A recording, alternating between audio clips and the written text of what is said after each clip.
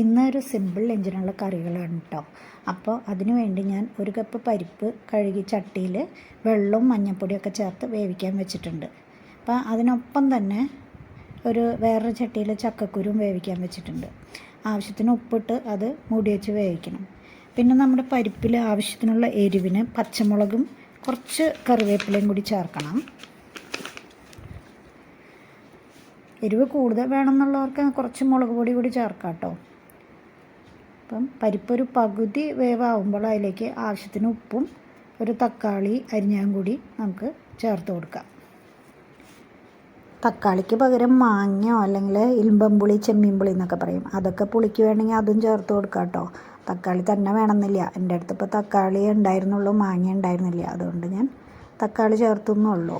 ഈ പരിപ്പും തക്കാളിയൊക്കെ നന്നായി വേവുന്നവരെ അതൊന്ന് മൂടി വെച്ച് കൊടുക്കുക, അതവിടെ ഇരുന്ന് വേവട്ടെ. പിന്നെ നമുക്ക് നമ്മുടെ ചക്കക്കുരു എന്തായെന്ന് നോക്കണ്ടേ. അപ്പം അത് നന്നായി തിളച്ചിട്ടുണ്ട്.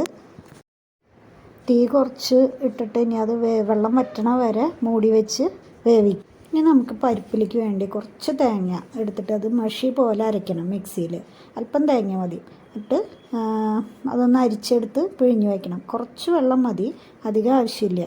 അപ്പോൾ പരിപ്പിലേക്ക് വേണമെങ്കിൽ നമുക്ക് ചൂടുവെള്ളം ഇത്തിരി ചേർത്ത് കൊടുക്കാം, വെള്ളം പോരാന്നുണ്ടെങ്കിൽ. ഇപ്പം നമ്മുടെ പരിപ്പും തക്കാളിയൊക്കെ നന്നായി വെന്ത് വന്നിട്ടുണ്ട്. അപ്പം തവി കൊണ്ടൊന്ന് പരിപ്പിനെയും തക്കാളിയൊക്കെ നന്നായി ഉടച്ചു കൊടുക്കണം.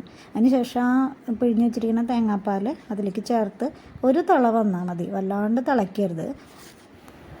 ചക്കക്കുരു ഇപ്പോൾ ആവശ്യത്തിന് വെന്തിട്ടുണ്ട്. കുറച്ച് വെള്ളം കൂടി ഉണ്ട്, അതും കൂടി വറ്റാൻ വയ്ക്കാം. ആ നേരം കൊണ്ട് നമുക്ക് പരിപ്പിലേക്ക് ഒന്ന് താളിച്ചെടുക്കാം. അപ്പോൾ അത് ഒരു ചീനച്ചട്ടി വെച്ചിട്ട് കടുകും മുളകും കറിവേപ്പില ഇട്ടാൽ മതി. അത് അതിലേക്ക് പരിപ്പിലേക്ക് താളിച്ച് വെച്ച് പരിപ്പ് കറി റെഡിയായി.